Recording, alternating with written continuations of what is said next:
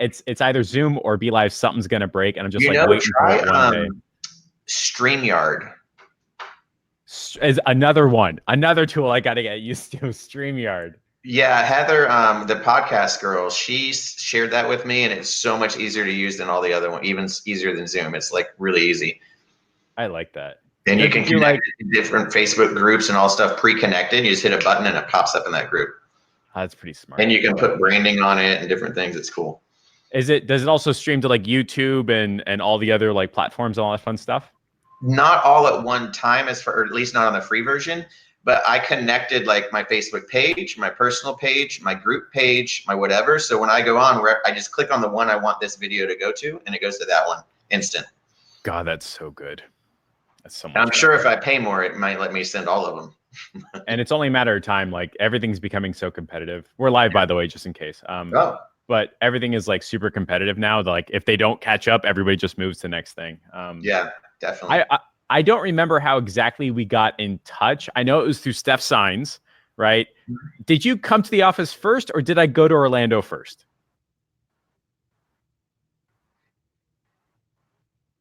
When we met? Yeah, like the first time we met. I think you came to the office, right?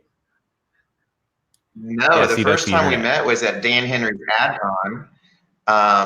I had lunch with you and Aubrey. There's like 20 of us, Mackenzie, all of us were having lunch together at the American Social. And then we went back to and we were standing in line to get our 25K Club awards right next to each other. And that's when you actually start talking about your car wash and the things you're doing. Now we connected better. We became more friends on the fact, I think, when I came down to visit Stephanie, we came to your office or another event and whatnot. Very cool. And I'll tell you what, when I went up to Orlando and it was your event, and there must have been like 8 bands, 24 venues, 4 city blocks, and there was like 5,000 people wrapped around like 6 different cities or city blocks trying to get in and pay you money. That blew my effing mind. I thought that was so effing cool. And that was 2019 New Year's, right? Yes, but I have to correct you on a few stats. Yeah. We had 0 bands. We had 4 DJs. Yeah. On 4 stages. We did have the 4 city blocks, so you got that one right. And there was not 5,000 people there. There was 10,000 people there. 10th? Oh my God. So you're a little off on that number, but yeah, we had 10,000 people there. That is so absolutely nuts. And I think that was so cool, by the way. Like we were driving around, you're like, guys, I think we're gonna do like 200,000 in ticket sales today. I think it's gonna happen. Like 120, 150, 160, 170. It was so. And when we woke up that morning, we were at 80,000. Yep. And we predicted we were gonna hit 200, and you guys were like, "You're not gonna go from 80 to 200 in the next 7 hours." And I'm like, "We're gonna hit 200." And I knew it. And even the guy that I partner with that owns the restaurant that I partner with that we put us on together, he was like, "Ross, there's no way we're gonna break 200," because our goal was 200 the whole time. And he was like, "Yeah, there's no way we're gonna break 200, is there?" I go, "No, we're totally hitting 200." And he's like, "How can you be so confident?" I'm like, "It's a trend. It's the same curve every year. And if we're at 80 this morning, we're at 200 at the end of the day. We ended at 204 at the end of the day." That's nuts. That's so effing cool. Look, before we go into that though, and like how you sold $200,000 worth of tickets in 24 hours, can we go way back in the day? Because I didn't know this, but you used to be like a traveling salesman or something like that. Can you talk about like what your life was before you started doing Facebook ads and agency and events and stuff like that? Yeah, absolutely. So I prefer the word outside salesman. That sounds better. Yeah. Outside salesperson. Yeah. I'm not a Kirby vacuum cleaner guy traveling around the country. But I actually was an outside sales rep for a distributor who sold hair products to hair salons. So I would wake up every morning and I'd hop in my car and I'd visit anywhere from 10 to 20 salons in a day, all within the Orlando market. So I covered 2 counties, Orange and Seminole County. I'd visit 10 to 20 hair salons a day, and I would convince them to carry my products. And then I'd teach them how to use them, teach them how to merchandise them. I'd educate them on how to sell them. And I teach them tricks and tips on how to like upsell themselves so that they could do more color and more highlights. And whatever my product was, I would teach them how to sell more of that service to their clients. So yeah, I did that for 17 years actually. Wow. And I visited I mean, and here's what's crazy. We did this. My company had no website. I literally this was me. This is my sales tool right here. And Stephanie laughs at me because I still write everything down instead of putting it on the computer sometimes. But yeah, so basically I traveled around, visited 10 to 20 salons a day. I built this territory up. When they hired me, it was doing $14,000 a month in sales is what it was. The territory was doing. The Orlando area. The Orlando market. And what's crazy is they had 2 reps that were actually in Orlando. So they were basically doing 7,000 each a month in sales, right? Yeah. They were recruiting me, and they said basically the only way to get me on board, they had to let both of those reps go and hire me to fill both positions. But they've really felt like I could do a better job. And so I went out there, and in about less than 18 months, I grew that from what's 14 times 12? What are you looking at? 200 grand a year, something like that. 14 times 168. 12. So it was doing 168 grand a year when they hired me. In less than 18 months, I grew that to over $1 million a year. So I literally took, and this is face-to-face sales, no internet, no website. Yeah. I literally was driving salon to salon to salon all day long selling these products. From there, I grew it from $1 million to my biggest year. I think we did $4 million in sales face-to-face in Orlando without the internet. That's great. Like normal business, like the way your grandparents thought business was supposed to be done. Right. You did $4 million in sales in 12 months. Is that correct? It took time to get in one city. I mean, yeah. You're talking like a 15-mile radius. Wait, so how many salons is that? Oh, I probably had 500 clients. That's insane. Okay, I get angry with one client, right? How are you dealing with 500 clients each that are buying stuff, asking questions? What about this? What about that? And then have their own clients. Like how do you be sane while having 500 people buying from you? So basically I did what's called, you have to run your route and not let the route run you. Mm-hmm. And most reps or salespeople, even internet marketers, make the mistake of, they basically drop everything at the beck and call of the client. The client wants this, the client wants to place an order. They throw everything aside and they go do it. They might drive 30 minutes out of their way or take a 30-minute phone call when they really should be focusing on their schedule and their task, right? So what I did was I built a 2-week route and I divided Orlando into 8 segments. So Monday was my office day. And then I had 4 segments on that week. The next week was office day and then 4 segments. On the bye weeks, I would line up those segments to be next to each other. So that way, if I had a call and had to get to that other segment, there was at least 1 day a week. I was close enough I could scoot over there and see them without messing up my route. Does that make sense? Yes. So now what I'm doing is inside those routes, I would visit anywhere from 10 to 20 salons a day on a bi-weekly basis. So I was able to see that's 20, 40, 60, 80, 160 salons in a 2-week period, right? And then repeat every 2 weeks. Now I had clients that some bought once a month, some bought once every 2 weeks, some bought every week, some were on like a bi-monthly schedule if depending on what phase of the buying process they were in. If they were a brand new client, I'd see them every week. If they were a steady client, I'd see them every other week. If they were just that occasional, kind of purchasing a little bit here and there, I'd see them once a month or once every 6 weeks. But on that 2-week route, I was able to efficiently hit minimum 160 salons ongoing. And inside those salons, there's mini accounts because some of the hairdressers had their own businesses with, like, you might walk in a salon, there might be 10 or 15 hairdressers that each are their own business. Sometimes it's just they're all employees, sometimes they're independent operators, so it just depends. But that allowed me to visit 160 people twice a month, 160 different brick and mortar businesses twice a month, basically. That's crazy. So yeah, and here's the kicker. When a client called me and said, I need to place an order, can you see me today? Most reps would be like, yeah, I can see you. Let me get that sale. And they drop what they're doing. They drive halfway across town, go see that client. I would tell the client, I'd be happy to help you.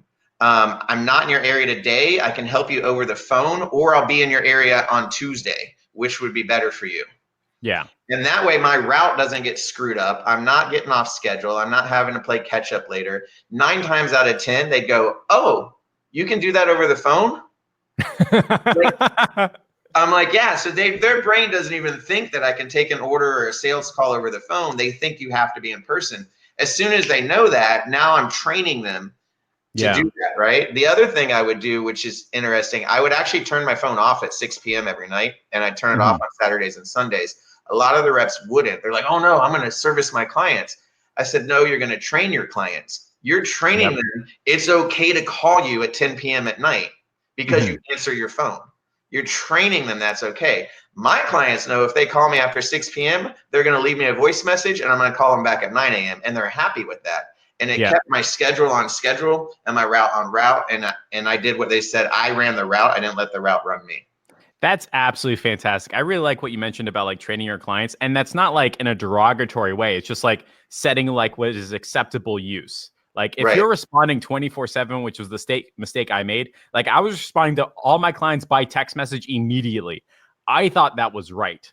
Actually, it hurts you more, and it hurts them more because they think that you do stuff immediately all the time. Right. And that's not true. Like if you do everything on like a Tuesday, you need to start setting people up so that you respond not on Monday morning, but on Tuesday morning. That's their day. That's when they're getting service. That's where they're getting taken care of. Yeah.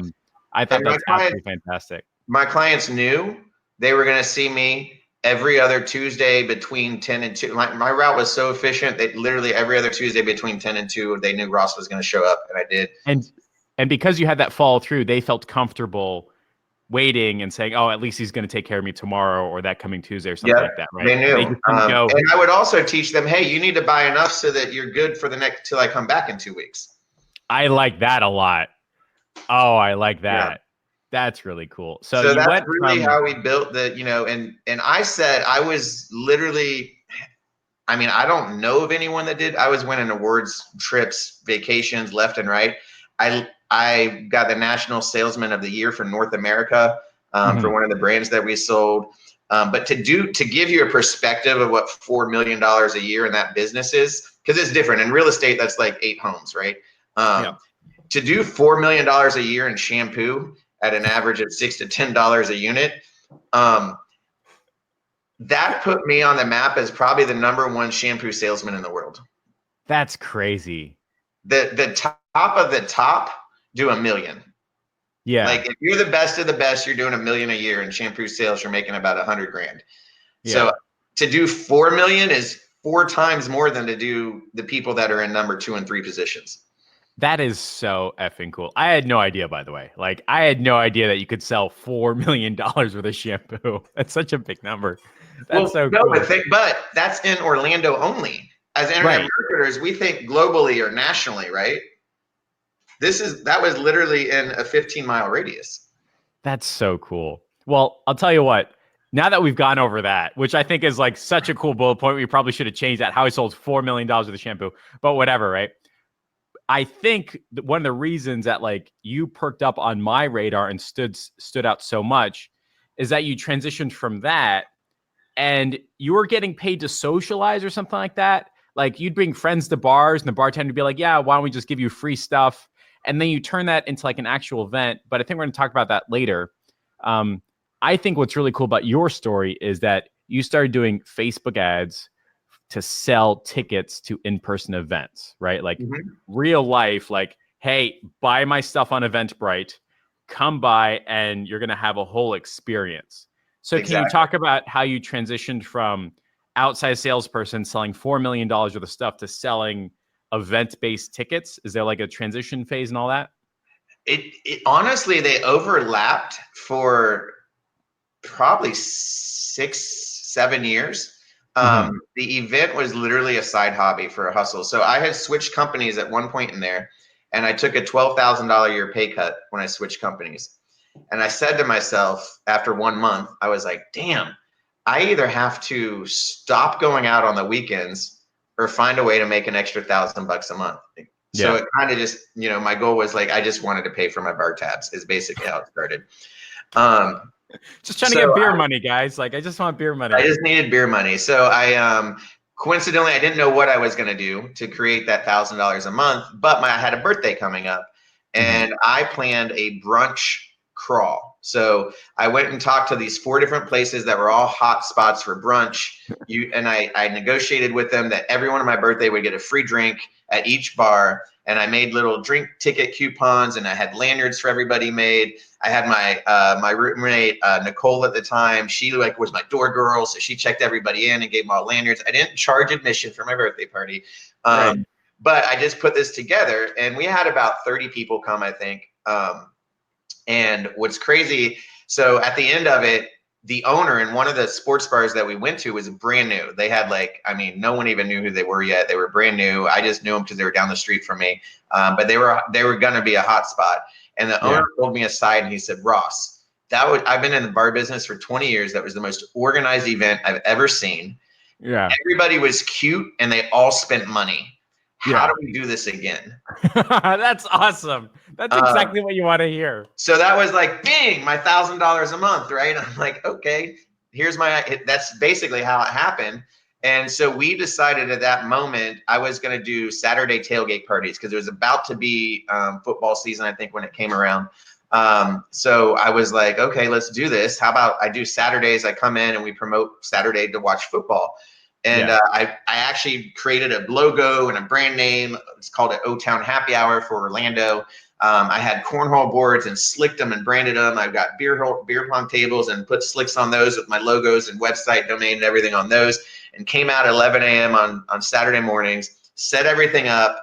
And I literally just I invited all my friends and I went around the bar and I invited people, hey, come play cornhole, or you guys want to play cornhole? Those 2 people want to play cornhole. And I'd match them up with people. Hey, that girl over there wants to play beer pong. Do you like beer pong? She wants to play beer pong. And I literally would just get people off their butts and get them interacting with each other and meeting new people. And the bar was paying me $150 a Saturday plus a $50 bar tab to come hang out, play beer. And so I'm sitting there drinking and eating for free while getting $150. So it wasn't, at that time, it wasn't about an income. It was more just about supporting my weekend fun, right?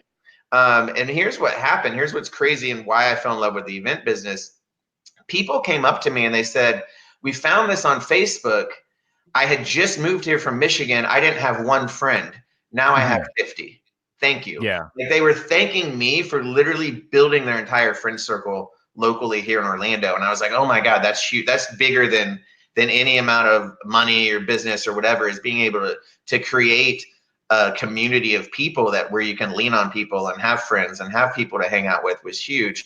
And these people ended up coming to this bar at 11 a.m. They'd eat their brunch with a bucket of beer. They'd watch a football game. They'd have lunch. They'd watch a football game. They'd have dinner. And they'd literally be there, I'm not shitting you, from 11 a.m. to 11 p.m. at one location. It was the funniest place in Orlando. It put this restaurant on the map. And then that flowed over to their Sundays were huge, the same, just as big as their Saturdays. And they just became the hottest place in town.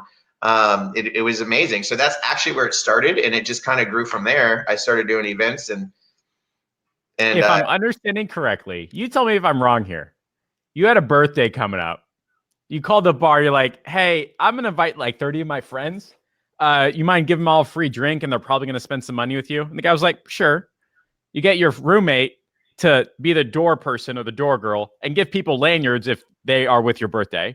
Yes. It was so successful, according to the owner. He was like, oh my God, everybody was awesome. Nobody started to fight. They all spent money. Let's make this a thing. And you end up putting yourself in a position where you're getting paid to eat, to drink, and to socialize every Saturday. Correct.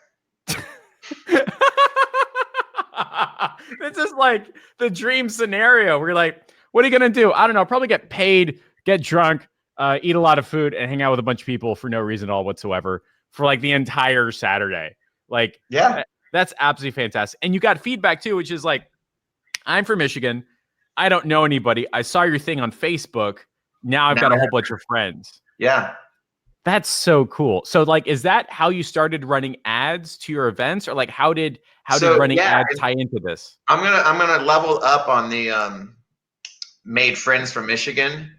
We actually had, I think, 3 people from those college tailgate parties get married. They met their future wives at those tailgate parties. I'll tell you what, as a side note, ladies and gents, you see MP on Ross's shirt. That's Modern Profits Cruise. Yeah. A whole bunch of digital marketers are all hanging out with Ross. I think like we'll talk about at the end of the interview, but I'm pretty sure there's going to be some marriages because of that too, because you're stuck with people for like 5 days straight, which is Yeah, really, really cool. I actually just married someone at my last event. They asked me to marry them. You were the Yes, officiator yes. at someone's. They got married on my booze cruise and asked me to be the officiant. So I became an ordained minister and I married them on my booze cruise. From shampoo salesperson to ordained minister. Yep. Oh my God, that's so cool. All So right, I but think I sidetracked you from your question though. Um, what was your question? how did like ads start coming into Okay, your yes. Dear Money So challenge, when right? I started doing this, there was no Facebook ads.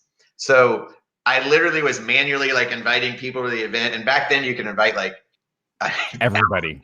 people were Yeah. like, "Will you stop inviting me to your event?" And I'm like, "No." Keep inviting you.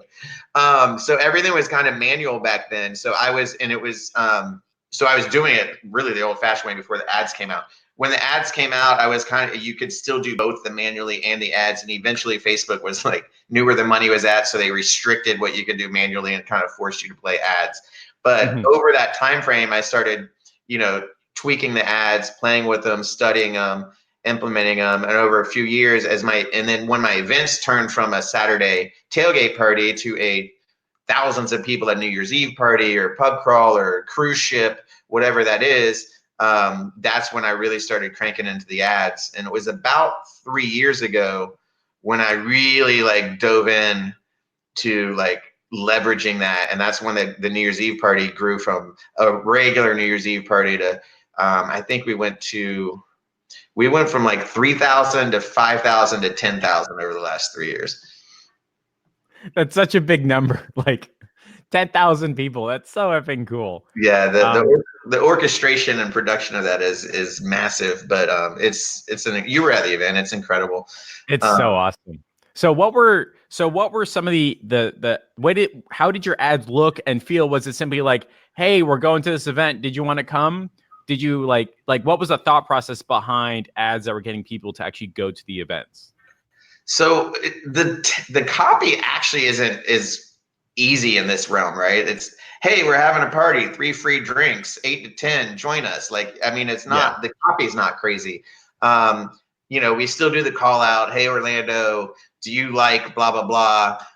Join us and get 2 free drinks. It's, so the copy is the easy part. The structure is, the timing is important. The scaling of your ad spend is important, and Mhm. the targeting and retargeting. So those are really the 4 key things that come into play, and the setting it up right, Yeah, which probably should have been a bullet point as well. I think so. The setting up the events, because it's, I actually use a lander page, which most people just send their people direct to Eventbrite.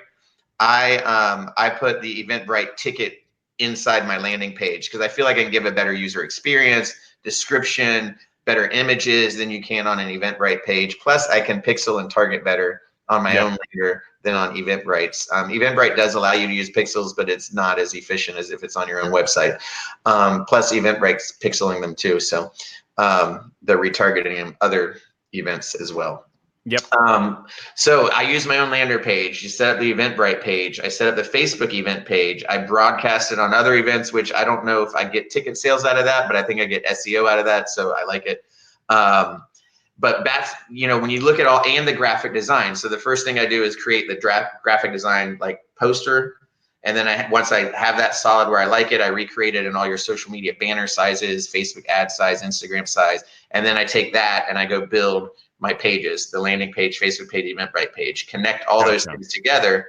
I also have a website, American Happy Hour, that I put it on that as well. And I usually write a blog about my event, which helps to drive traffic as well. So when you build that whole system out, that's how I start with my event, first of all. And a lot of times I think people forget about that, and it's super important to have that kind of laid out. And then I invite people manually that I think would like to attend the event. Mm-hmm. So your friends that don't invite people that don't ever go out or that aren't interested in that topic. Only invite people that are interested in that type of event. Facebook now limits you to 500, and if you do that too many times in a row, they'll limit you to 50. Put you on the restriction. Interesting. So you can't just mass manually invite people to events anymore, and if you do it, Facebook will limit you. Yeah. So basically, they allow you to invite 500 people, Yeah. but if you're clicking too fast, they'll put you on restriction. I've seen that. Yeah. If you have an event every week or 2 of them a week, and every week you're inviting 500 people, they'll put you on restriction. And then you're like, shit, I can only invite 50 people to my party next month. And you got to call your friends and have them invite people for you. So you got to kind of just invite slowly, or there's some different tricks too that you can do to invite people that have been to previous events that you attended or similar events. But yeah, so you got to watch that, because it really sucks to get put on restriction and only be allowed to invite 50 people when you're trying to get 10,000. But once all that's set up, then that's when I start running the ads. So on the ads, I don't know if you wanted to get into the strategy there yet, or. Yeah, let's go for it. See what happens. Yeah. Okay. So, so I think we were talking about how I come up with the 5 audience that I use to retarget, make myself look bigger and badder than I am, and get infinite referrals coming in. Was that the bullet point? That was the bullet point, because I remember you and I were chatting about like what to talk about in the bullet points. And there was like at the end of the event, like you were talking to like the owner to line up the next event. And then like just through like being like chatty Cathy social Ross, you were lining up 4 or 5 more jobs down the line, which is really, really cool. But we didn't want to talk about that because that's not something like easy replicatable for people on this, right? We want to talk about like cold audiences and retargeting strategies. And more importantly, is when an event seems really, really big, people show up, right? Even if it's like tiny, thousands of people will show up because they think it's awesome, right? And Brett Watts uses that strategy. James Cluster uses that strategy. They both do events. Stephen Aquino uses that strategy. If your event seems massive, more people will show up. And so that when you mentioned that to me, I was like, we have to talk about that. So yeah. Sweet. Yeah. So, and I'll put a couple spins on that too after I tell you the audiences. So the whole idea with events, you got to understand that 80% of the people buy in the last 24 to 48 hours, which really sucks for the person marketing the event and planning the event, and the stress factor that goes on it. In last year, because of my New Year's Eve event got so big 2 years ago, a guy from Lake Mary had drove over and was talking to the restaurant owner that I was working with. And he's like, how the hell are you doing these events? He's like, I do the events. I've never even charged for a ticket. I don't know how to charge for a ticket. What are you doing? I literally walked in the restaurant at that moment, and he goes, Vince, Ross, Vince, boom, done. Now I literally last year did 2 New Year's Eve parties. I don't even know if you knew that. No, why would I know that? I had no idea. Well, the second one was 45 minutes away. I didn't even attend it. I had 5,000 people at the second one. Oh my God. So, but he came up to me and finally pulled the trigger like 2 days before Christmas and said, let's do that New Year's Eve party. So I told him, I said, and he goes, well, it's going to cost me X amount of money. I go, yeah, but you're going to make it. And he goes, well, what happens if like we're 2 days before the party and nobody's bought a ticket? And I looked him dead in the eye and I said, that's exactly what's going to happen. Yep. I said, you're going to call me next week stressing out because you don't have any ticket sales. You're going to call me the week. I only had 2.5 weeks. You're going to call me like 5 days after that saying, oh my God, we've sold a few, but I'm stressing. We're not going to make any money. And then you're going to be patting me on the back and high-fiving me and buying me shots by the end of it because you're going to do a ton. So literally I had 2 weeks to set this up and sell it. And the last 3 days we did close to 100 grand in sales on that one.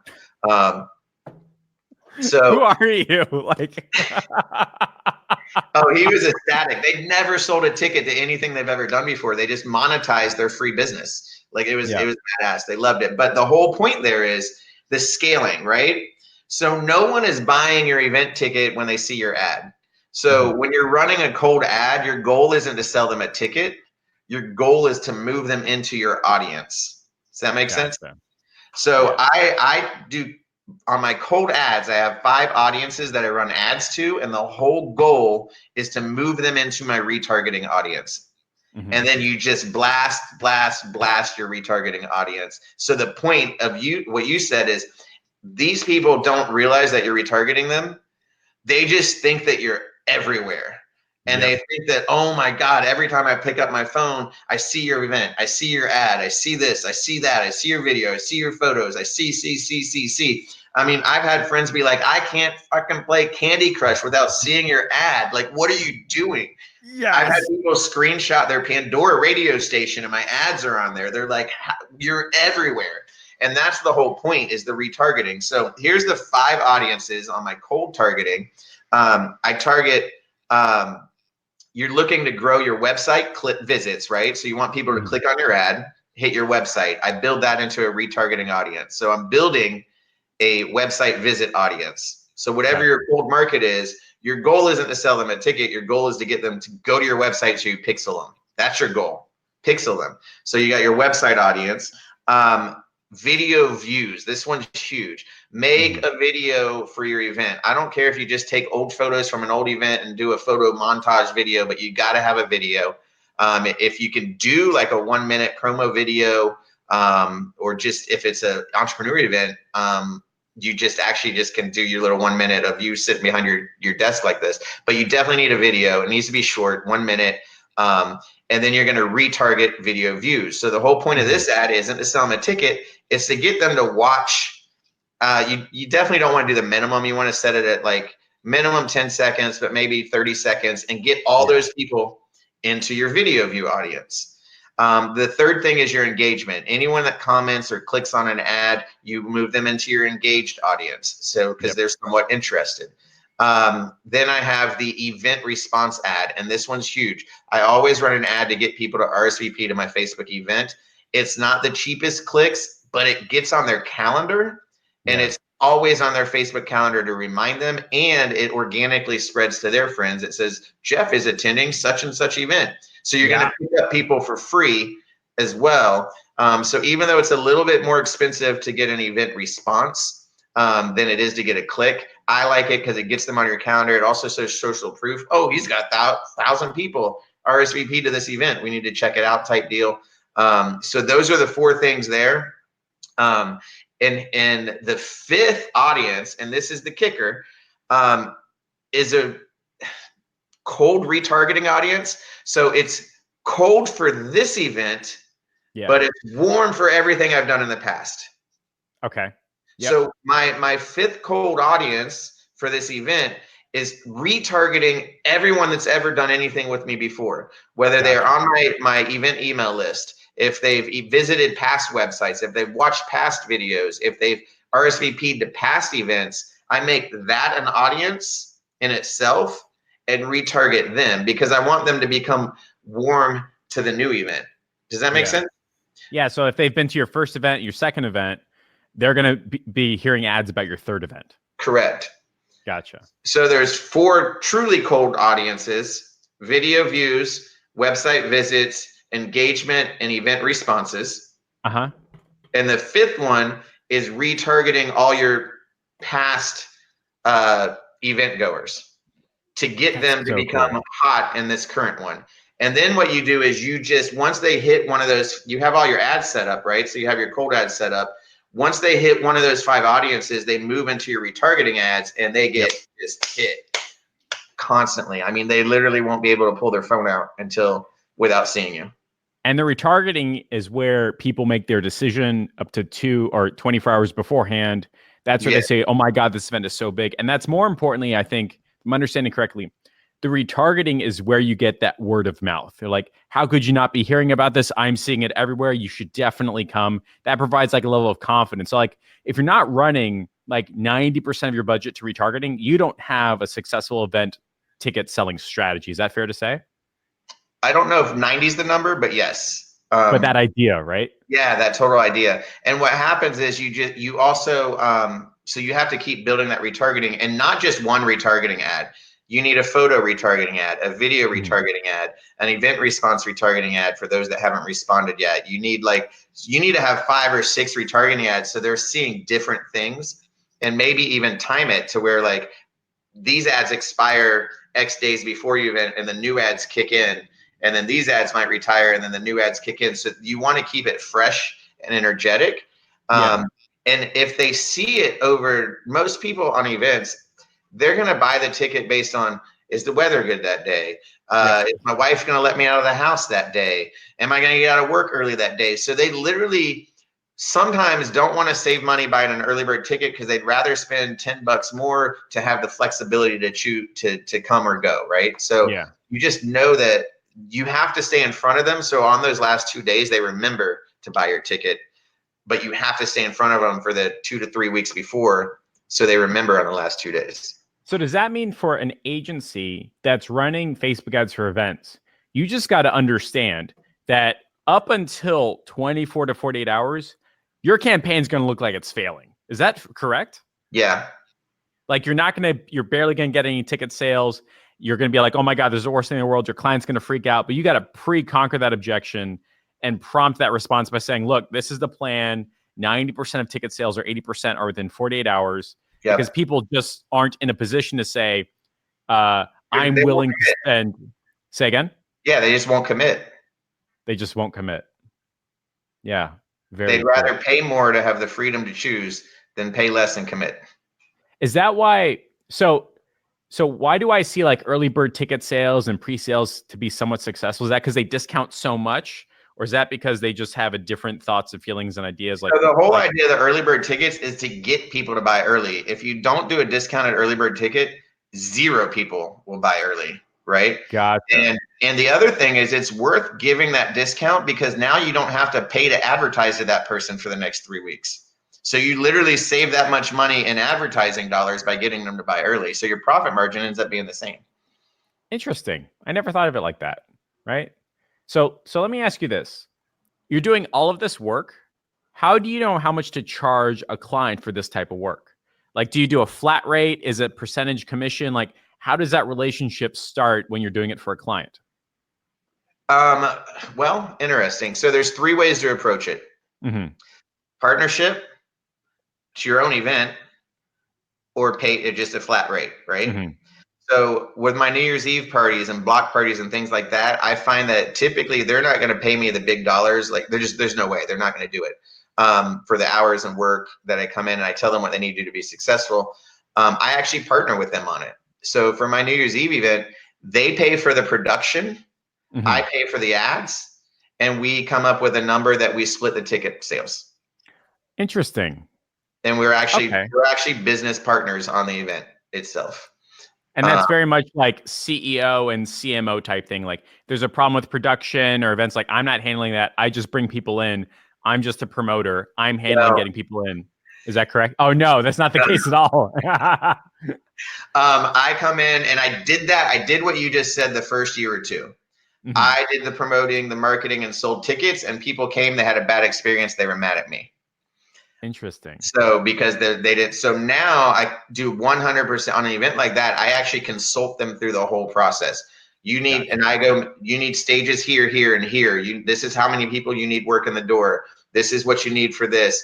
I'll match them up. Here's a light guy. Here's a sound guy. Here's 5 DJs. So I'll help coordinate and put that all together. But and we work together on it. I'm consulting them on how to build this event, but Yeah. they're paying for the production. They're paying Gotcha. for the staff. They're supplying the liquor. They're getting the liquor sponsors because that's who they're buying from. So I'm consulting them on what to do. They're paying for how to doing it.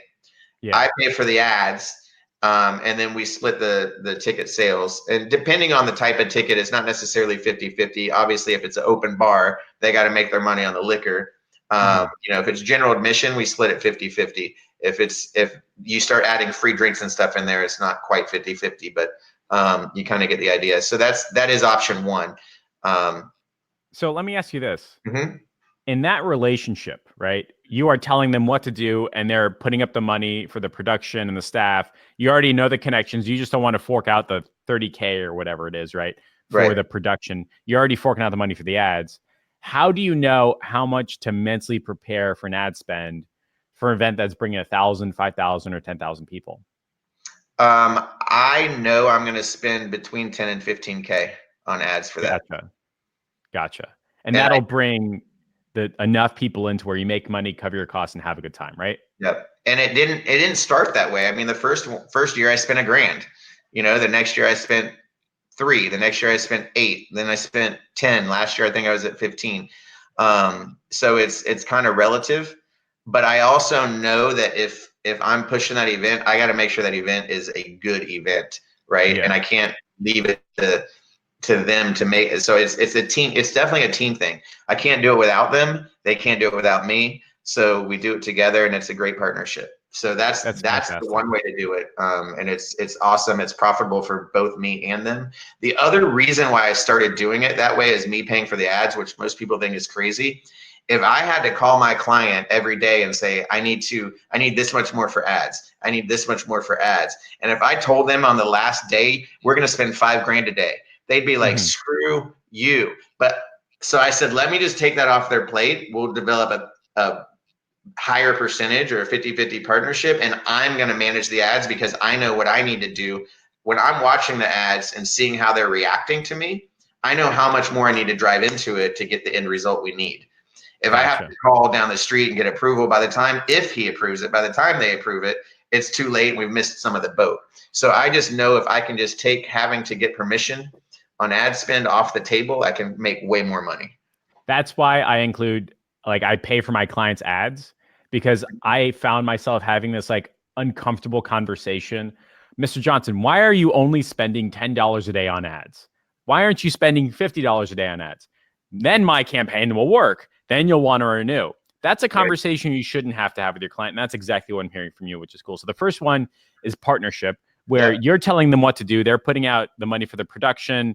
You're putting out the money for the ticket sales, and you negotiate. It's usually not 50-50, but maybe 60-40, something like that. And everyone's having a good time. But Yeah. there's 2 other ways, correct? Yes.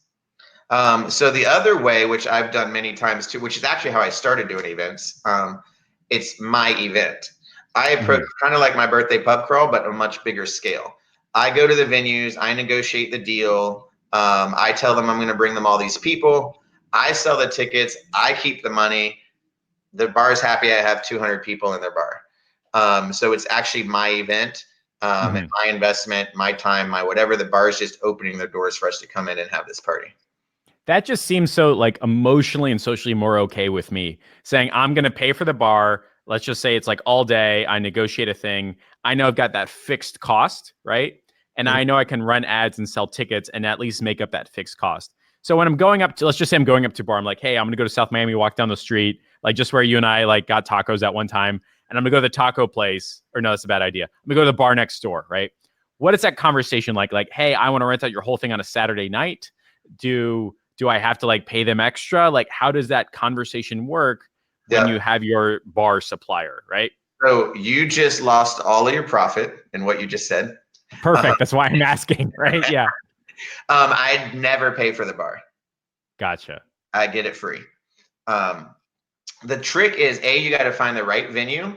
It's got to be good for your customers and good for the bar, right? So the whole trick on whether it's a bar or a restaurant or whatever venue it is, you got to find out from them when they are not busy and then promise them you're going to bring them all these people. They're stoked that what's usually an empty time slot or day of the week is now going to be full of people buying drinks. I'm happy because I get to keep the ticket sales at the door, and it's a win for the client in the bar and the whatever. So the whole idea is to solve their problem, right? They don't have a Yeah. problem filling their bar at midnight on a Saturday, right? But they might be dead from 9 to 11. Let me do Yeah. my party from 9 to 11. I'll charge $20 a pop to get in. Can you give them all 1 drink each free? And I'll bring you all Yeah. these people at 11 p.m. They're like, sure, I can do that. Or 2 drinks free, whatever it is. Sometimes I'll get an hour free. Hey, can you do free from 9 to 10? And then they'll buy drinks from 10 to midnight. And then at midnight, when you open the doors to the public and all your normal people come in, the place is already packed. They're like, sweet, Yeah. that's awesome. And that's usually how that rolls for that type of event or if a pub crawl or whatever. But basically, yeah, you find You're solving their problem of filling a time slot that's empty. Gotcha. So I would go up to a bar and say like, "Hey, this is gonna sound super weird. My name is Jeff from down the street. I want to do a party. When are you most empty? When do you desperately need people to come in? Because I don't want my tribe coming in on a Saturday night when you're already packed. How empty are you on like an 8 to 10 p.m. on a Saturday? There's nobody in here. Great. What if I brought in 30, 60 people? Would that move the needle for your business? Cool. So that's what I'm gonna do. I'm gonna bring in 30, 60 people, but I need you to do me a favor and either give everybody a free drink or just have open bar from 8 to 9. So that way people have a reason to do it. Are you okay with that? Right. Sure, great, fine, perfect. And then I charge all my friends or run events or something like that, or just do Facebook ads and say, hey, we're doing a thingy. And it's between 8 to 10 and it costs you $15. And now people are coming in, spending money with the bar. They've bought a ticket. Everybody's jumping up and down. Is that the basics of it? That's the basics. Yeah. And then, I mean, you can further pitch it too, like, hey, yeah, you'll do open bar from 8 to 9. You know, everyone's going to show up late. So really, there's only going to be people drinking from 8:30 to 9, but it's sexier if you tell them it's a full hour. And really, you're only giving drinks away for 30 minutes. You know how that works, Mr. Bar owner. No one's ever on time, right? And they're like, oh, yeah, that's true. And you could even go a step further and say, hey, I have a liquor sponsor. If you have a relationship with a liquor or beverage sponsor and have them donate the liquor, then the bars have a harder time saying no as well. And that's something that every single person here can just try to do, which I don't think it's really that hard. You can just try having that conversation. If it bombs, at least you tried. But if you got a yes, now you can set yourself up for success doing Facebook ads for your own events, and then use that as confidence to like approach and run events for other people, which is cool. And you mentioned, by the way, the third thing, which is like a flat rate, but you really don't recommend that. Is that correct? So it depends. So for instance, the people I do the New Year's Eve party with and some other big events with, sometimes they do events that they don't sell tickets to. Mm-hmm. So they're like, how do we pay you for this event? I come up with some sort of campaign. I put it together. These campaigns are much easier when it's a free event because you're not having to do the ticket sales. You just got to do you can kind of set it and forget it, really. So I usually have them pay me, and I kind of relate that more to what I would charge on a normal agency client for the month, right? Yeah. So I charge, whether it's $1,500 to $3,000, basically, depending on the size of the event. I would charge them like a standard, and that does not include ad spend. And you got to guide them because they won't know. I'll be like, hey, I need $2,000 from me and $1,000 for Facebook. So for $3,000, we can do this for you. Gotcha. And we just set it. But it's not, and they got to understand too, this isn't the same as me being a partner with you. I'm not going to be having meetings every day and consulting with you. And so this is just me running your ads and creating awareness and driving traffic type deal. So it's a little different. So do those three strategies and what you've done, does that apply to like people that are doing like sporting events where they have like 1,000 people sign up to a marathon? Is that like the same idea, or is that a totally different scenario? Like running events for like sporting events and having like 1,000 runners, totally different rules than just doing events in like bars and restaurants and stuff like that. I haven't done events for running or for sporting events. However, I actually take that back. I did do this was a crazy story. I actually remember that big fight between McGregor and oh man, what was the boxer's name?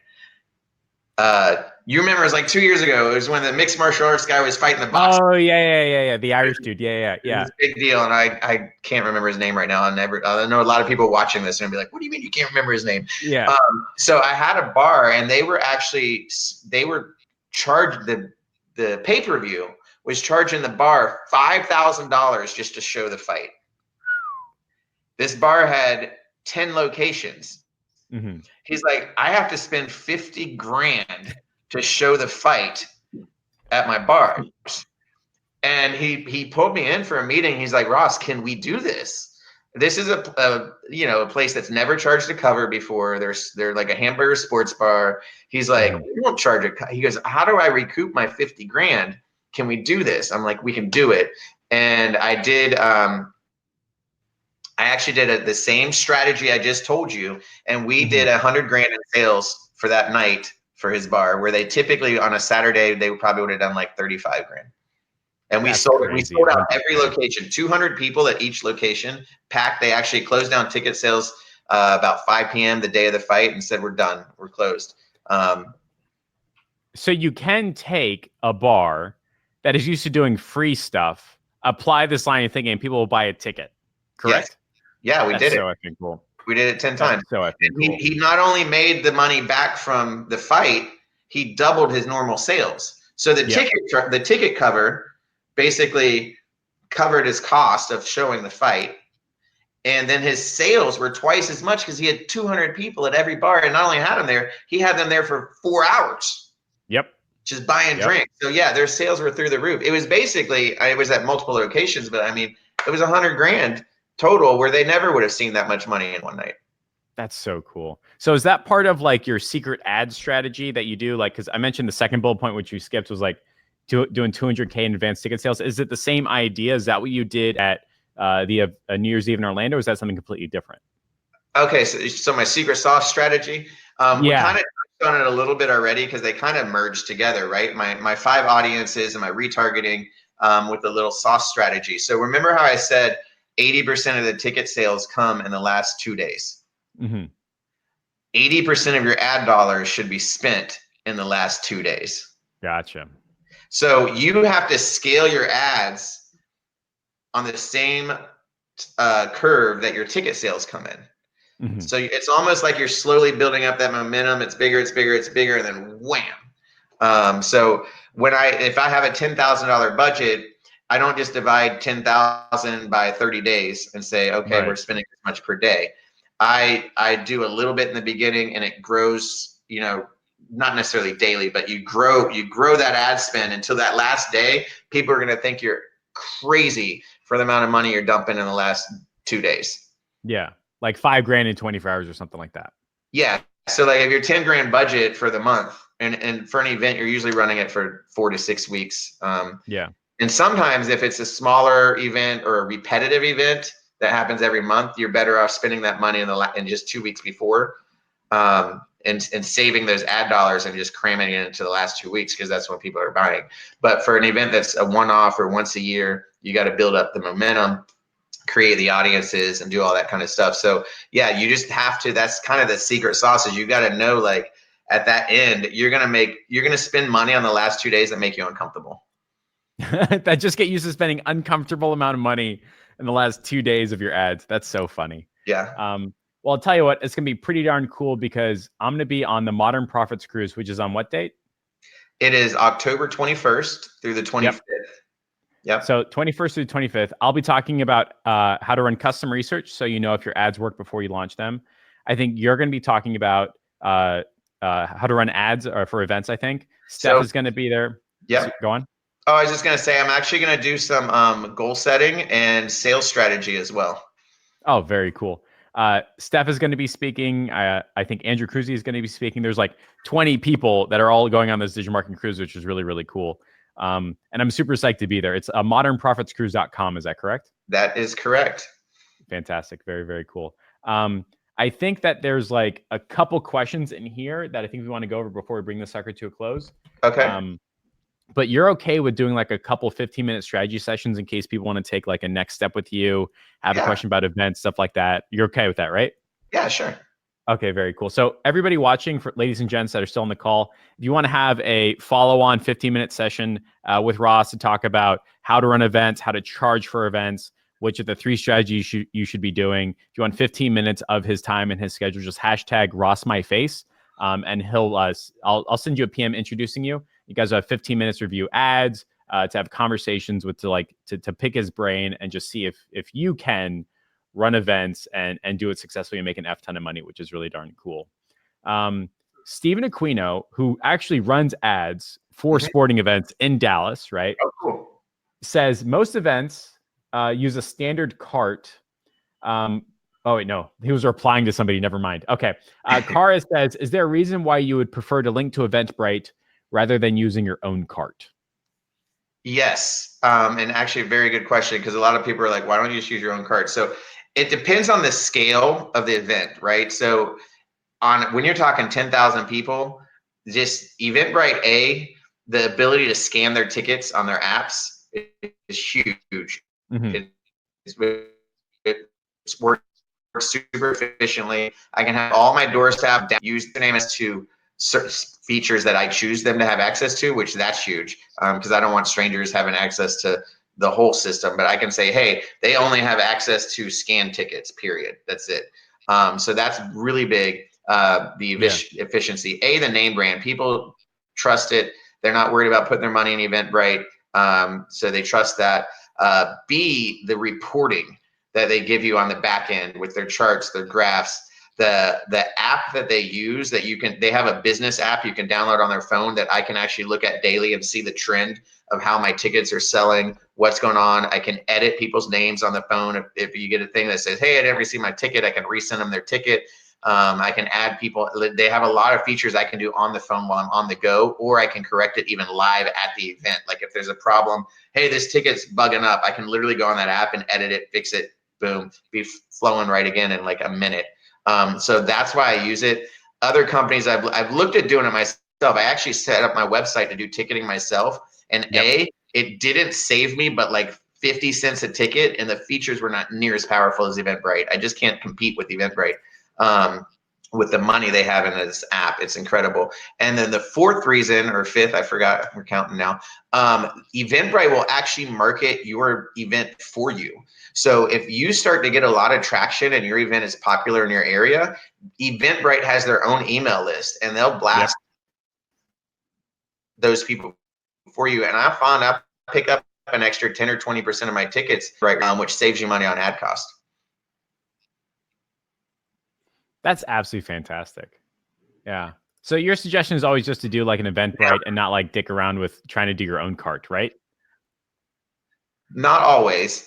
Most on a consumer event, typically, yes. If it's a conference or an event like that where it's more business and people can check in and pick up badges, then you could do your own cart. Like for my cruise, for instance, I did my own cart for the cruise. It's not as many people. We're talking about a smaller crowd. It's more professional. We actually can do a guest list and really treat people one-on-one. Yep. And that space, I like to do my own cart. But when you're talking masses and consumers, versus business and conferences, I prefer to use Eventbrite.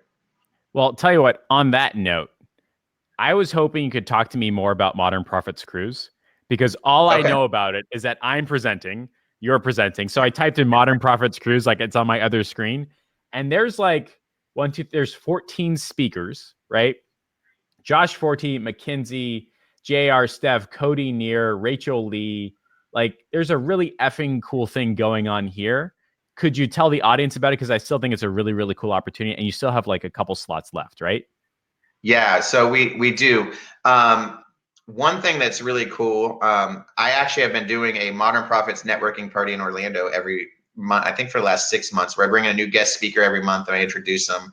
And I'll tell you what's been really cool about that is by speaking on stage there, I got someone approached me that was at my event that owns a magazine, and they asked me if I'd be on the cover of their magazine. I've had clients reach, like now when I walk in a room sometimes to other networking events, like, oh my God, you were a guy in the magazine, or you're the guy that I saw on that stage. Here's my card. I want to talk to you. Like I've had this start happening, and it made me realize the power of being on stage and recognized as an expert in your niche, or even just having photos and leveraging this on Facebook. I literally have people now call me after seeing me on posting pictures of me speaking on stage. They'll message me and say, hey, how much can I talk to you for like an hour? What would you charge me? Instead of like, can I pick your brain? They're like, can I give you $200 to talk to you? I'm like, sure, I'll talk to you for $200. Or they just appreciate your time. Hey, I know you're really busy, but can I have 15? So I've noticed this shift since I started speaking on stage. And that reason why I bring that up is because anyone, I think I have 4 slots left for this particular thing, but I added something to the cruise called Taking the Stage. I wanted to give everyone that comes on this cruise an opportunity to have that experience. So I'm basically giving anyone that books, so any of your people out there that want to book and come on the cruise, they will get 5 minutes to speak on stage on whatever their topic is. We're going to professionally record it and get professional photographs and give that to them as a free bonus for coming on the cruise that they can then leverage through their social media content and whatever to position themselves as an expert in their niche as a public speaker on the Modern Profits Cruise with all these other amazing speakers on a Royal Caribbean ship, so they really can leverage it. So I just want to touch base on that, the importance of speaking in front of people live and being able to leverage that social media to increase your level. Does that sound cool? I tell you what, when you speak on stage and you've got a recording of it, nobody questions whether or not you're good enough, right? You're no longer like a fly-by-night singer. They're like, oh, that looks fine. Let's talk, right? It happens all the time. It totally. And like I said, I've noticed this. I started like 6 months ago doing these monthly events, completely changed the way people look at you. And I didn't expect that. That wasn't my goal of it. But when I realized it, I'm like, how do I give this to my people that are coming on the cruise? And that's what I decided to do. So when we look at this cruise as a whole and why I decided to do it, I started going to things like Funnel Hacking Live and AdCon and these other conferences. And I love the knowledge that I got and the experience of going to these things live. And then I also, I'm pretty outgoing and social and used to that stuff. And I would meet all these people. But I know not everyone quite gets the opportunity. My friends started asking me, well, Ross, how do you know these people? I've been following them on Facebook. I'm like, well, I'm friends with them. How are you friends with them? Well, I don't know. I met them because I just went and talked to them. So I'm like, oh, how do I bring that experience to all these other people who don't have that same opportunity? And I'm like, a cruise ship, right? So the whole goal is I'm bringing you 12, 14 amazing top-notch speakers that you don't just get to watch on stage for 45 minutes and then poof, they're gone, that's it, in a relationship. You get to spend 4 days and nights with them by the pool, in cabanas, on sailboats, hanging out. You get to have dinner with them, really get to know them as people and not just business card exchanging or fan kind of, looking at. So you really get to bring everyone into your world and the other entrepreneurs that are on board. So what I've done is basically combined over the 4 days, we're going to have the first 3 days, we're going to have about 3 to 4 hours of mastermind time where you actually get speaker sessions speaking to you. But every night at dinner, I have 2 different speakers at each dinner table. And every night you get to sit down at a different dinner table and have dinner with different speakers of your choice. So you really get to kind of hang out and break bread with them and have wine and like literally chit chat, mastermind over dinner. Then we have every night we have a networking party. So after dinner, we'll go to a different lounge on the boat.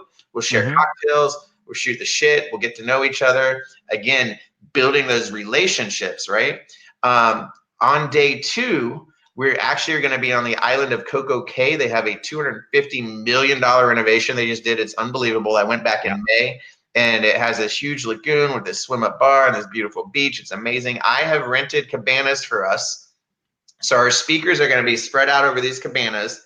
And we have the cabanas from like 7 a.m. to 4 p.m. So we have them all day. I'm going to designate like a 2-hour time slot where all the speakers will be there. And you can just come sit in the cabana, have a mimosa, and pick the brains of all these speakers while you're on this beautiful island. So we're adding that as a feature. We have an upgraded opportunity to when we're in the island of Nassau. I just got one of the excursions to only offer this to people in our group. So it's going to be a private sailboat and snorkel experience on a beautiful catamaran sailboat where we all can basically go spend 4 hours out sailboating and snorkeling together, which is going to be amazing. So we take that. We got, basically you got beach and island time and cabanas and sailboating, 4-hour mastermind every time. You got dinner with speakers every night. You got networking parties every night. On the final days and the reason why I set up this way is I didn't want people going on a cruise and not see the islands. I'm like, I want them to have this experience. So the last day is our day at sea. They don't actually visit an island. That day we're going to have a full day mastermind, 6 a.m. to, or not 6 a.m. I had that backwards, 9 a.m. to 6 p.m.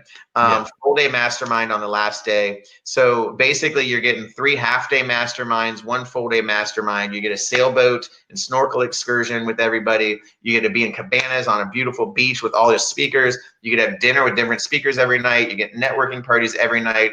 And it creates this whole experience. When you get off this boat, you're going to be best friends with everybody. It's a great opportunity to meet all these people, get some great social media content and photos and videos for yourself. It's really going to be a cool opportunity. And by doing it on a cruise, I knew I could do it for about 1/3 of the price of going to any other conference out there. Yep. So that was the other thing. That's modernprofitscruise.com, and that's October 21st to the 25th, right? Yep. Fantastic. I'll tell you what. And anyone that books, I think it said I had 4 slots left for the taking the stage. So the next 4 people that book actually get to speak on stage, get a video and professional photos of them speaking on the cruise. Fantastic. Well, I'll tell you what, if you want more information, Send Ross a PM and he'll make sure you're taken care of. So we're going to bring this sucker to a close. Absolutely fantastic. Ross, it's been an absolute pleasure. I had no idea you went from $0 to $4 million selling shampoo. I had no idea you had 2 New Year's Eve events where you had 15,000 people. And I had no idea that you're supposed to spend about 80% of your event's budget in the last 24 to 48 hours. It's been really effing cool. It's been an absolute pleasure. We're going to bring the sucker to a close. Don't hang up, though. Just kind of like wave by as the camera brings it to an end, right? So everybody, that's it. Thanks so much. See you later.